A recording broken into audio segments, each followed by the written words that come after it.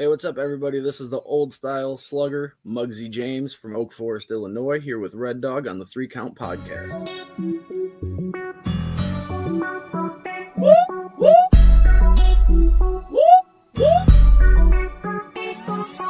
I'm in fashion. Welcome, everybody, to another great edition of the 3 Count Podcast presents Winter Ring, and I'm your host, Clifford Red Dog Miller. That's right, the man that leads you up this mountain called wrestling. That's right. And by the 80th something episode, which I keep exaggerating that number because that's what we do anyway in this world, is you should be calling me your Sherpa. And like every good Sherpa, you gotta have someone who's been there, done that, and can do it more efficiently than you can. And that's why it's never about me. It's about who's entering the ring. And today, you see the man right next to me. He comes to us from JWA. He comes to us from Wrestle League. He comes to us from T3W and Dynamic. He is the most badass man that you'll meet in Illinois. He is Mugsy James. Yo, what's up, man? Yo, what up, man? So that was quite the pedestal you put me up there. Man, I take pride in like doing these intros because it's so much fun to do, and like the shock value that I see people's faces where it's like, yeah, I did. No, man, no.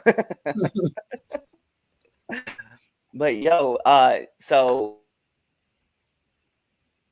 Oh no, we froze again.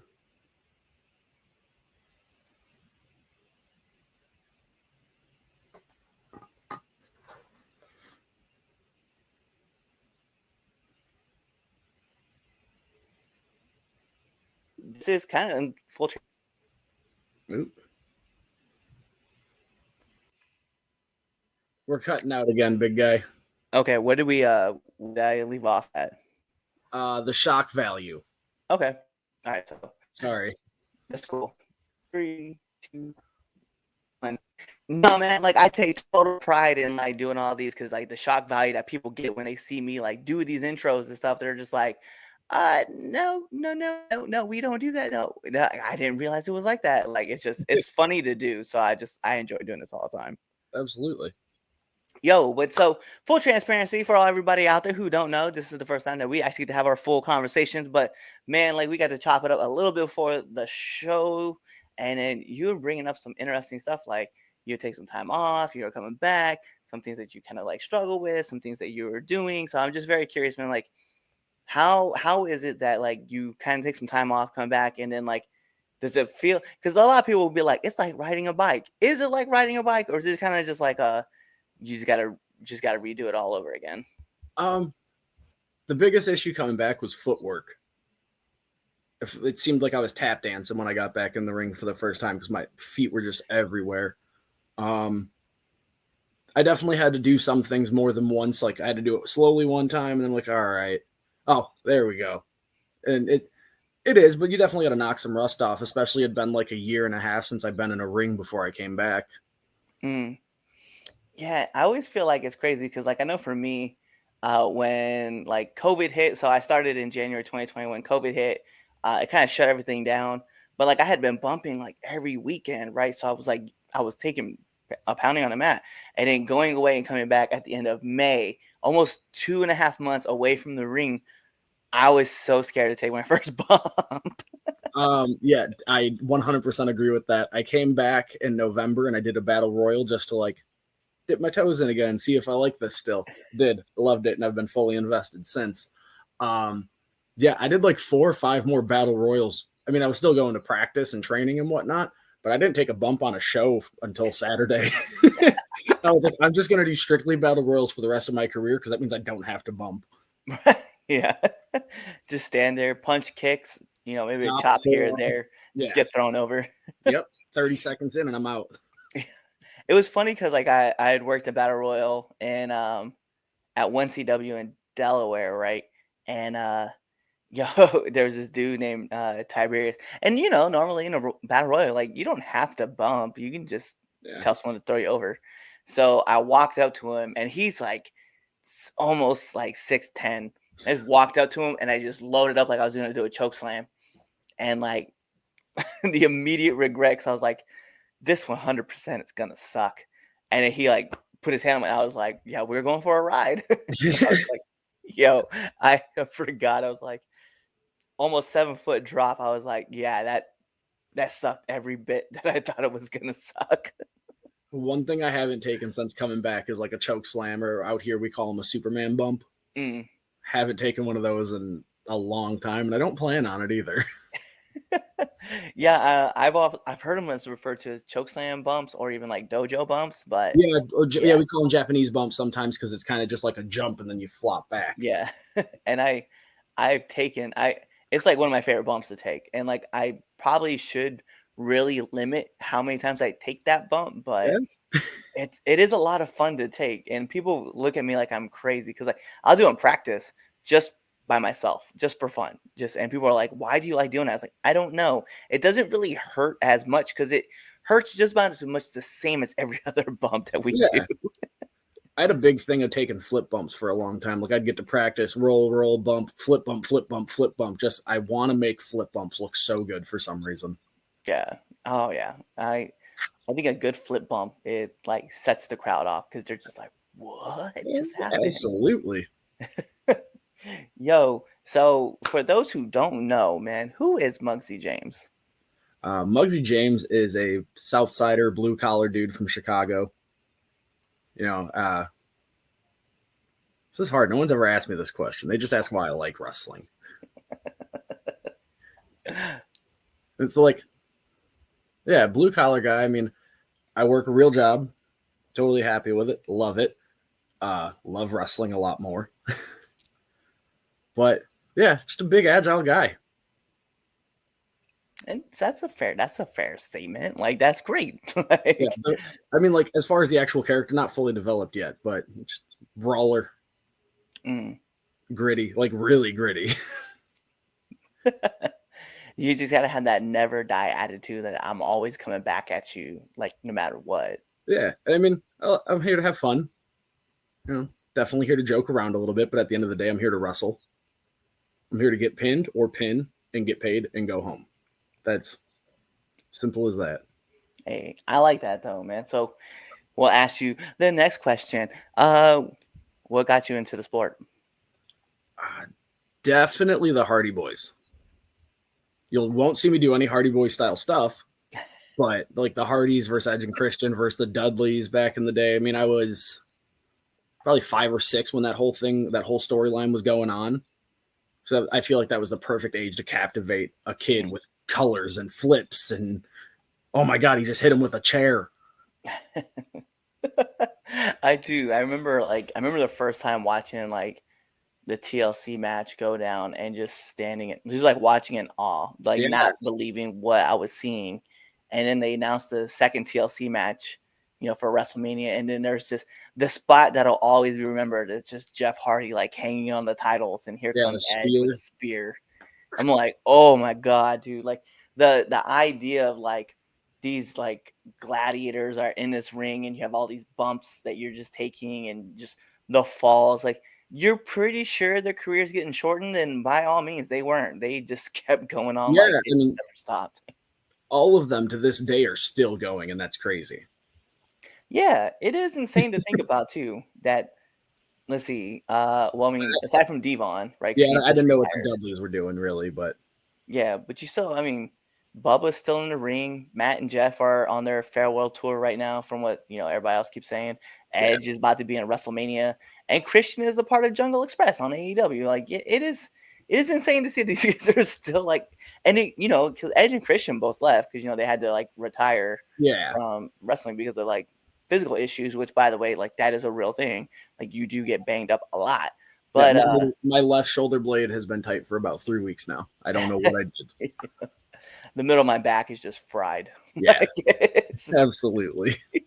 It's like get up, bump, train, and then go to the gym. You have to keep yourself in shape. Like it's just destroyed. But it's one of those things where it's like you look at Edge and Christian, and like they take some time off, they go away, but then they come back and they can just it felt like they just never left the ring. They just came in and were just all ablaze. Yeah, I mean, Edge came back and it was almost just like watching Edge in 2000, whenever right before he retired, like he was still on top of everything. Right. then you look at someone like Jeff. Like Jeff hadn't taken like a major injury until like their second run back in WWE, like right after they came back from WrestleMania. Like he injured his shoulder, and I think he like hurt his leg, like he broke his leg, like motorcycle, like playing on his dirt bike. Yeah, and his dirt bikes. Yeah, and then like after that, like I mean, his career like in WWE and that second run was kind of like injury ridden, but since coming back to like, or since going to AEW, like him and his brother are just like tearing up the scene. So it's crazy to think like they're still doing it, and they're like in their early like late 40s, almost 50s. Yeah, they're actually going to be in Illinois later on in April, like mid-April, I want to say. And my girlfriend wants to go so badly, and I was like, I can't pay to go to that. I can't do it. She's like, I'll pay for it. I was like, that's not the premise. Like, that's not the point. I can't go meet them and pay to meet them. You know what I mean? You gotta work to get that backstage. Right. But then part of me is like, also like childhood like thing. Like, it's not like I'm going to meet, I don't know, Danhausen at Comic-Con. Like, I'm going to meet childhood heroes. You know what I mean? Yeah, but hey, Danhausen, if you come on the show, Danhausen, we have no problems. Yeah, I will pay Danhausen lots of money if Danhausen would show up. I've got a gnarly tooth I got pulled that I'm waiting to give to Danhausen. Yo, so talk to me, man, because like I said, like you kind of like been in and out. I'm just curious, man. What's like one of the worst bumps you've taken? There's definitely, so I took a pile driver on like my third match, but nothing happened at all. I was perfectly fine. But I took an arm drag at practice one time, and dude who did it landed right on my feet, so I couldn't flip over. And I just like spiked myself, and I had a gnarly stinger from like bottom of my ear down to like almost my elbow. And I just freaked out. I didn't want to do it anymore. I sat out for the rest of practice, and I felt like a crybaby about it. But I mean, my arm was hanging there. I couldn't do anything with it until the next morning. Other than that, though, man, everything's been smooth. I know what I can do, I know what I can't do, and I know what I won't do. I think that's the important part, is that when you're in your early 20s, right? Just the world is like you're invincible to the world, and you just like run and do all sorts of great stuff. Like seeing like Darby Allin like landing on steel stairs, like with a barrel on his back. Concrete, man. When Ethan Page threw him down the stairs, it was. And he just gets up and is just like, hey, I'm gonna take a week off because my body kind of got banged up a little bit, but I'll be back. Whereas like you're in your like for myself, right? I'm in my late 30s, and I'm like, you know what? I don't want to do that. Like that's just not okay. And like, I'm probably too young in my career to actually tell anybody like, hey, no, I won't do that. But like I said, I like my job. I love my job, and wrestling's just for fun. I will happily just be like, okay, well then figure something else out. Like Canadian Destroyers are about the only thing I won't take. I have done that. If Petey Williams was like, hey, we're working tonight, you're taking a Canadian Destroyer, like, can we bury the business on here? Is that cool? But I'd be like, okay, I'll do that. Or like the dude I took it from, his thighs are like the size of my waist. Not literally, but he's got big thighs. I knew my head wasn't even going to touch the mat. Right. But yeah, that's about it. Like, I'm not picky. I'm just not going to do something stupid for, if I'm on TV, like, yeah, oh, Vince, you want me to do anything crazy? I'll jump off the Titantron for you. Yeah. I feel that like 100%. Like, yeah, you know what? Let me go ahead and just take that. I'll take that bump. But, yeah. After that, like, but you know what? It's crazy because it's one of those things where because like especially in WWE where there's I don't want to say the rumor, it's just been stated that if Vince asks you to do something, it's not that it's something that he's willing to do versus like he won't do anything that he won't do, right? Yeah. It's because like they've showed him like riding the zip line. Yeah, They showed him when he jumped off the crow's nest onto some crash mats because Gronk wouldn't do it. He's a crazy old man, dude. He is. And if he told me, he's like, I need you to climb on top of the Titantron, jump off of it. I'd be like, all right, man, because I know you would do that. So. Like Vince right now is about the age I think my great grandfather was when he passed away. Mm-hmm. And to imagine my great grandpa doing anything that Vince McMahon would do to get the point across, like, freaks me out. Yeah. Well, it's like they had that match. They had the match at Titan Tower, and it was like Vince, you you jumped over the side of this building knowing that mat was on the bottom? Because like that's a little sketch to me, man. I loved that match too. Yo, it was great. That was the Money in the Bank match, right? Yeah, it was Money in the Bank, and it was The Otis one.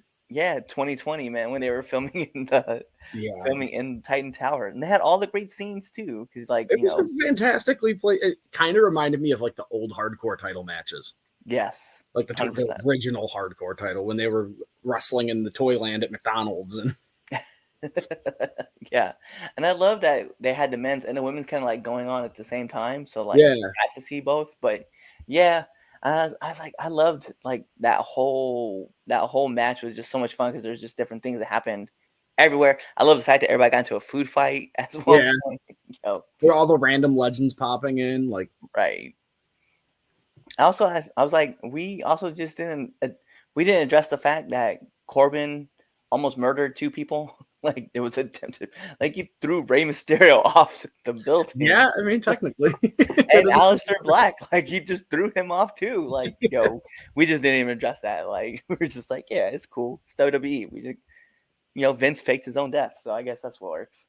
Oh man, I was so sad that day when the Yeah. limo blew up. I remember too, like they did this segment too, like on I think it was on SmackDown where they had like the tribute to Vince McMahon. Yeah. And like he was gone for a week.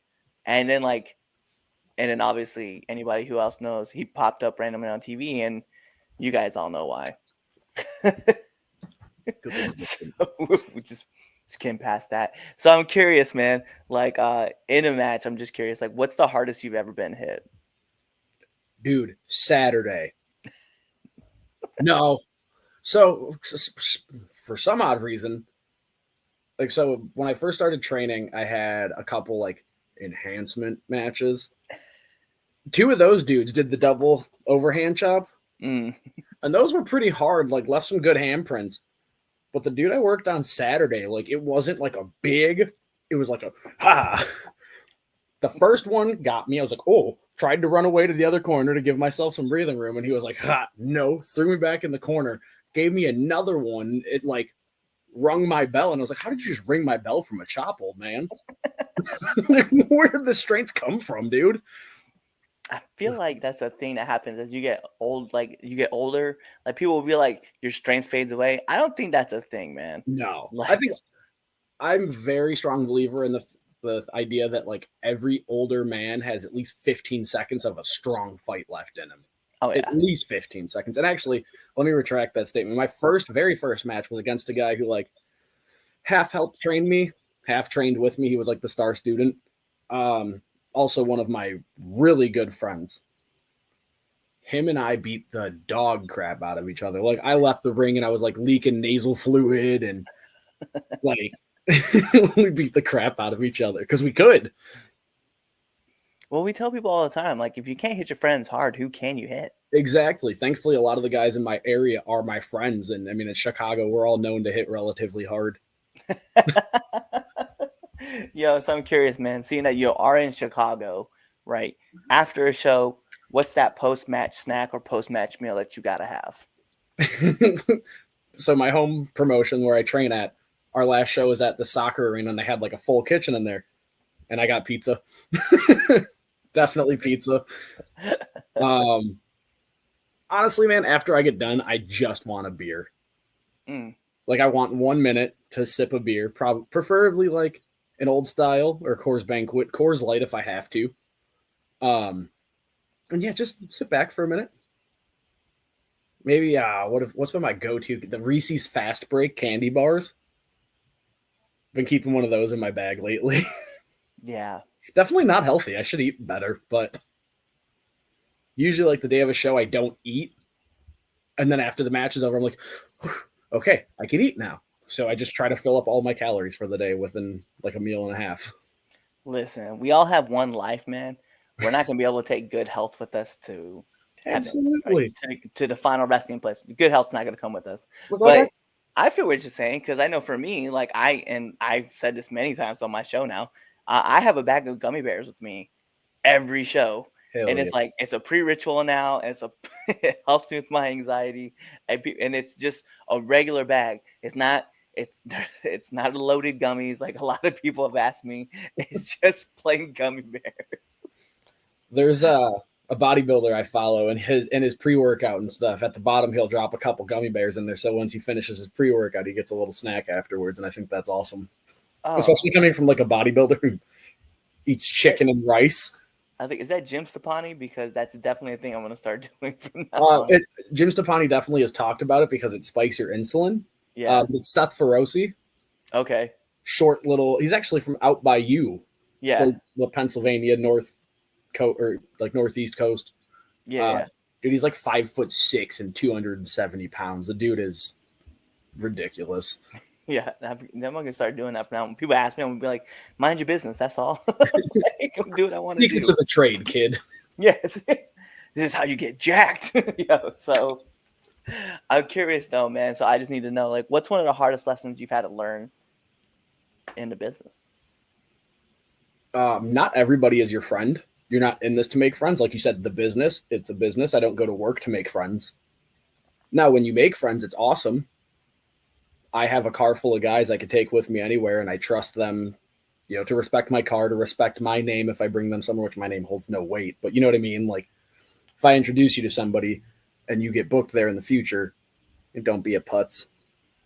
And thankfully, like, everybody around here, for the most part, was brought up the right way. So they also know that. Also, I'm like a bigger guy compared to most of the guys in my area, so I need to stop doing little guy stuff. Which it's crazy to say that I'm a big guy because I'm 240 and 6 foot.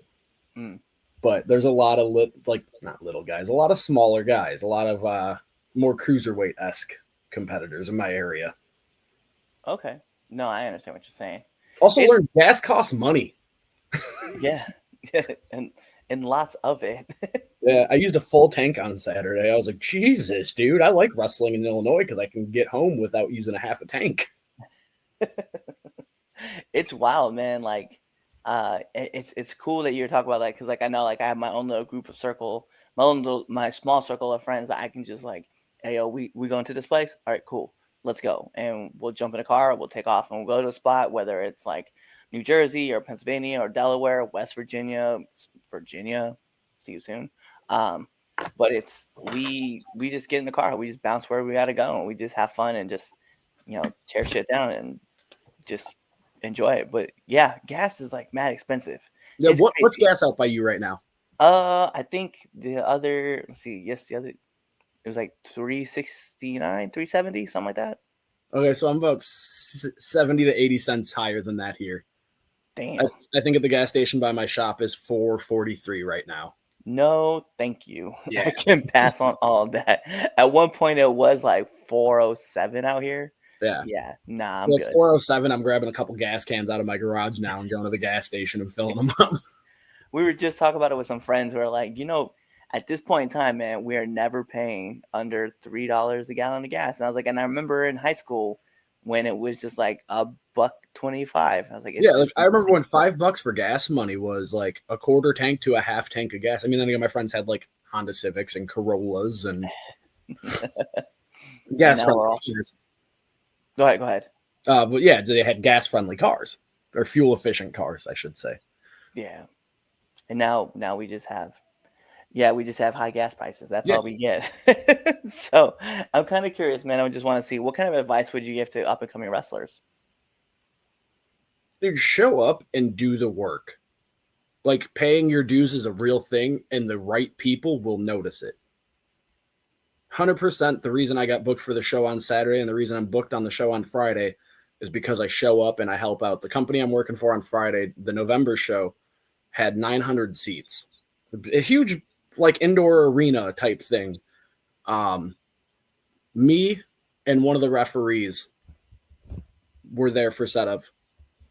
And then one other guy stayed for teardown along with me and the other guy.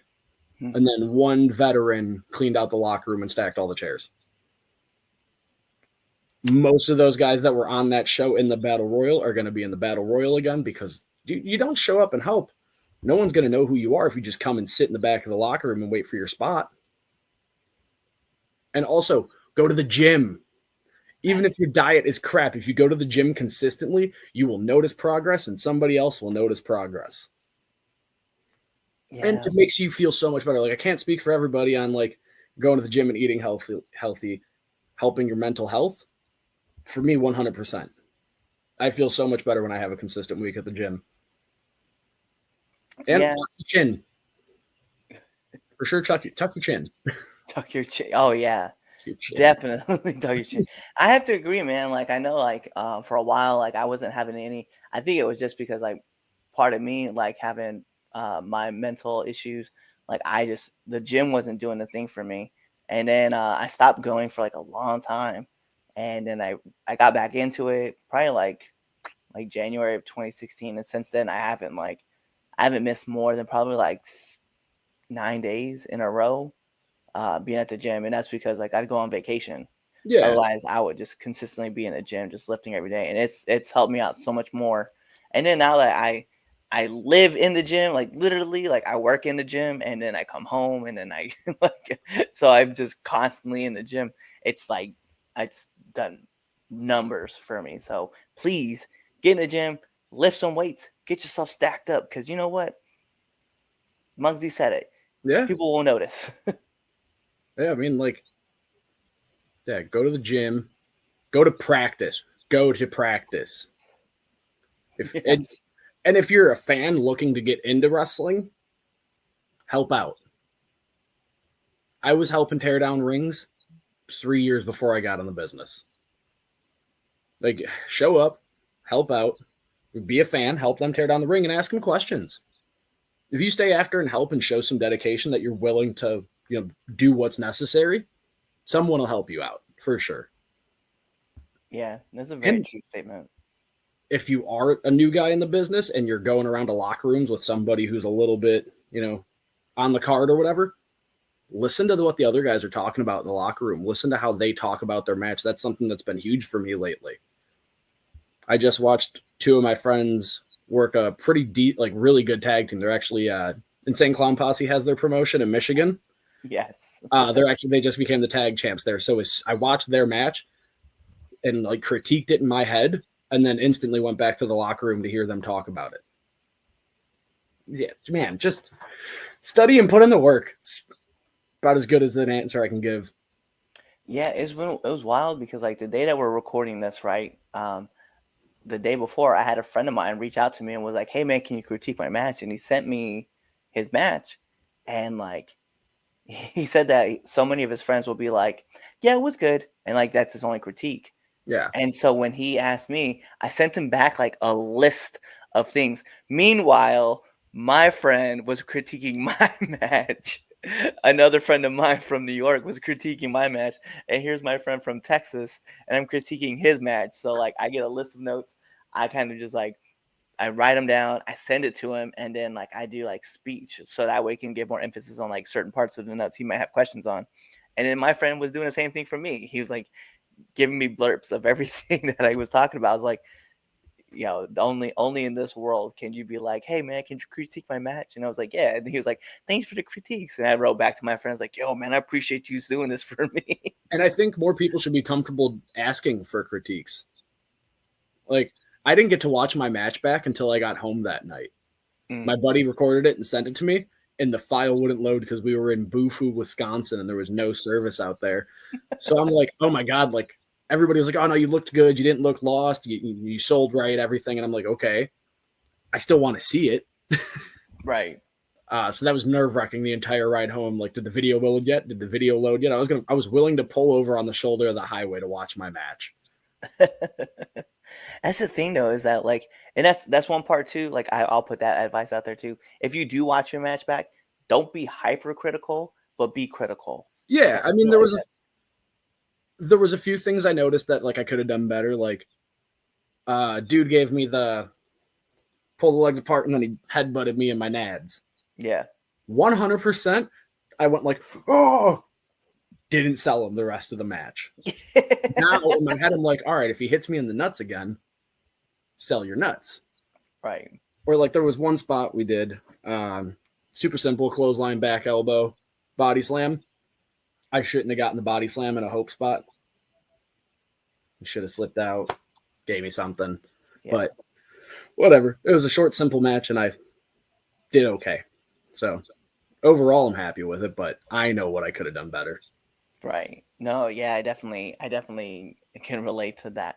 So, man, like you said, like you've been around like you're around your area. I'm sure you've been in the business. You've been in for quite a long time, in and out. So, I just need one do and one don't of the locker room. Do clean up after yourself. Don't. Oh man, I've only been taught the do's because I'm pretty good in the locker room, I think. Oh man, don't offer advice unless it's asked, or like, you know what I mean? Yes. Don't come over and start talking to somebody in the middle while they're talking and be like, "Hey, well, what if you did this?" Like, hey, maybe tell them after the match, like, "Hey, it would have been better if you did that." If they ask you. I will share this story, right? I won't drop the name. I won't even say the promotion. I'll just tell you, like, so I was asked to be on a show, and I was asked to work the show. So I worked the show, and then as I'm sitting in the back, just kind of like trying to get myself back together, I got asked to do commentary. And I was like, "Oh yeah, bet, man, I got you." I was like, "Is there anything you want in particular?" He's like, "I want you to be a heel and do commentary." I was like, "Bet, I got you." So as I get ready to go, I get stopped by this guy, and he was like, "Oh, hey, you're the commentator. So when you see me, announce me this way, and then talk about the story that we're gonna do this way." And I was like, "No," just walked out. That's actually something. So the announcers and commentators we had back in the day when I was like first around never really asked you questions. Oh, where are you from? What's your name? How much you weigh? Blah, blah, blah. Now they're like, "Hey, anything you want us to get over?" And I'm like, "No, I'm in a battle royal, dude. You don't even have to say my name. I don't care." Well, it's like people ask me all the time, like about my stats and stuff like that, like height, weight, and like my character is meant to be that person that like you just don't know anything about him because flash forward or signs, he's a mercenary, so you're not supposed to. Yeah, So when people ask you for my trail. so people ask me my height, I'm like, yo, I'm 5'9" or 6'2", depending on what convenience store I'm running out of. I was like, I think that's just the best thing to say. So people were always like, all right, 5'9", and they're like, oh, I get it. I'm like, thanks.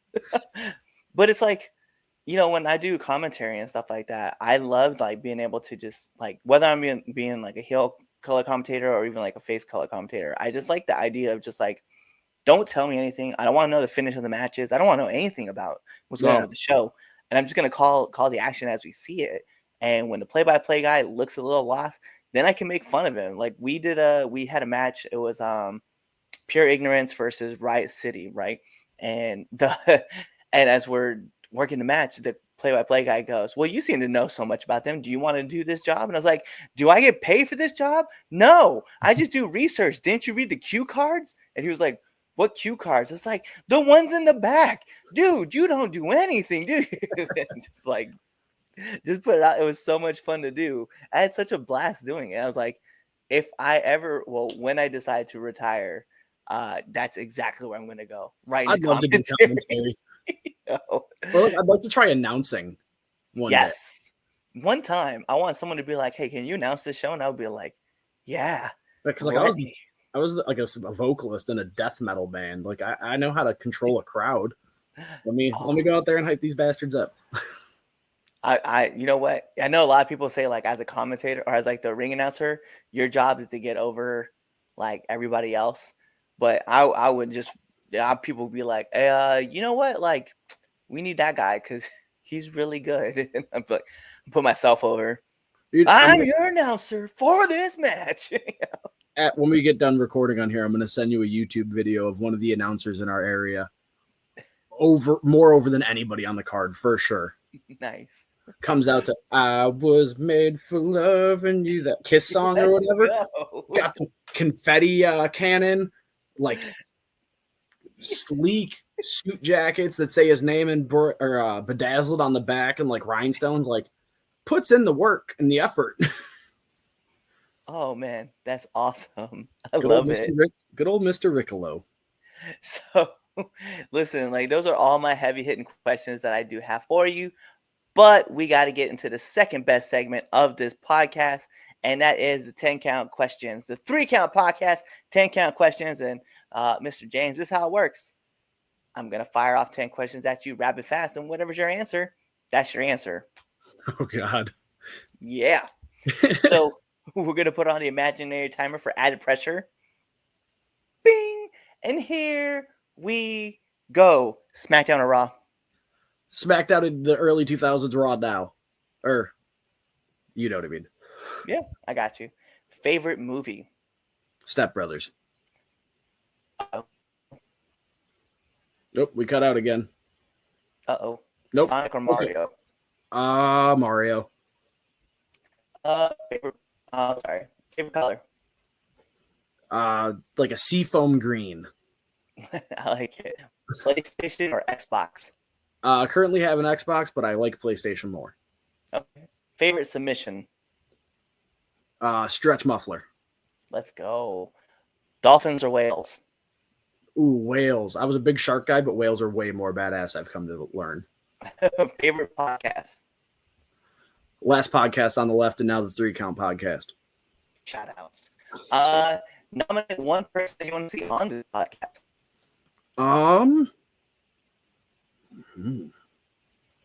We'll do my boy Quinn Whittick. I haven't seen him do a podcast once, actually, and he is Einstein intelligent in every aspect of the world. Bet.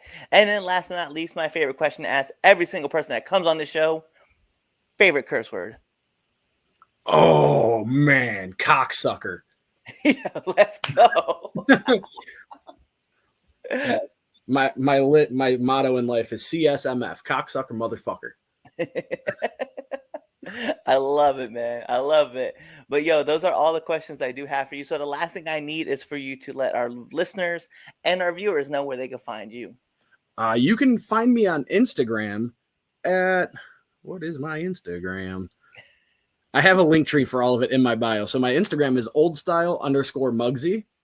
And then you go down into my bio, there's a link tree for my TikTok, Twitter, YouTube channel, and my merchandise store that I just opened the other day. Let's go. Got 2 t-shirts.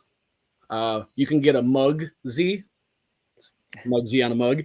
You can get a skateboard with a Tony Hawk's Pro Skater logo of me. It just says Mugsy James Pro Wrestler. I like that. I like that a lot.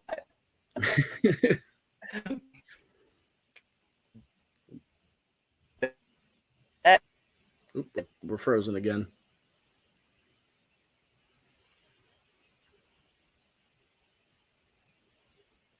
Uh-oh.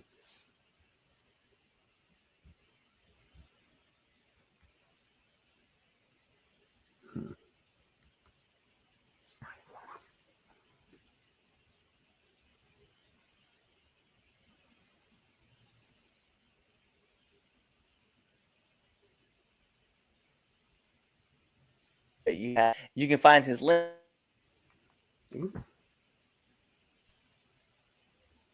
There you are. Sorry, we cut out. I was like, I guess we'll just give it a second and just wait. Which is weird because I'm plugged into my computer, so yeah. Like, I should not have that problem at all. But I don't know. I'm pretty sure something around here is going crazy, and yeah. But hold on. So we'll finish this up in 3, 2, 1. So there you guys have it. You have all of his stuff. He just gave you it, right? So he's on Linktree. You can find all of his stuff from his TikTok, his IG, and his Twitter. But like every good wrestling match, we got to take it home because this is the 3 Count Podcast presents Now Entering. And like I said, I am Clifford Red. You up this mountain called wrestling. And as your Sherpa, which you guys should be calling me, you got to have somebody who's been there and done that and can do it more efficiently than you can. That's why it's never about me. It's about who's entering the ring. And today you see him right next to me. He is the man, the old style, the strong style, the man who is, 6 foot 240 and will lay an ass whooping to you if he needs to. Mugsy James, you guys know what to do. Tune in to the next episode and be there, or you just wait for that outro, and then you choose another episode to listen to. Peace. What's going on, 3 Count Nation? I'm Clifford Red Dog Miller with the catchphrase. But what I really want you to do right now, go to twitter.com, right? Go over there, find us at the 3count_pod, give us a follow, give us a like, give us a comment. We want to talk to you guys. Go to IG at the 3Count Pod. Give us a like, give us a follow, leave us a comment. We want to interact with you. Go to youtube.com, give subscribe, turn the bell on, turn the notifications, leave a comment. We want to talk to you. Go to anchor.fm/the 3Count Podcast, and in there, you can leave us a message, and we will talk to you. Basically, what I'm trying to tell you is that we want to talk to you. We want to have fun with you guys, and we love listening to what you guys have to say. Also, one thing I need you to do for me, the 3Count Podcast also has merchandise. Oh! At prowrestlingtees.com/the 3Count Pod. Please go buy our t-shirts. We love you guys, and we hope you love us too. So show us some support, please.